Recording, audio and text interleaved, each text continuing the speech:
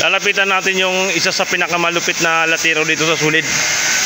Ang pangalan niya ay Lolo Pipoy Aham-Aham. Ayan. Yan ang isa sa pinakamalupit na latiro dito sa Sulid.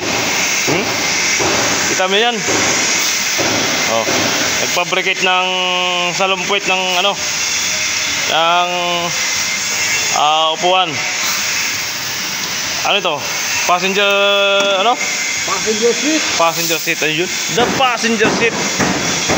Pinakamalupit na latiro yan dito. Ayan, si Lolo Pipoy Aham-Aham.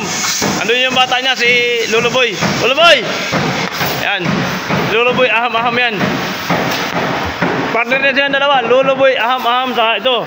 Ito yung malupit. Lolo Pipoy Aham-Aham. Ayun ang kaibigan ko yan. Pinakamalupit. Bata ni Oka yan.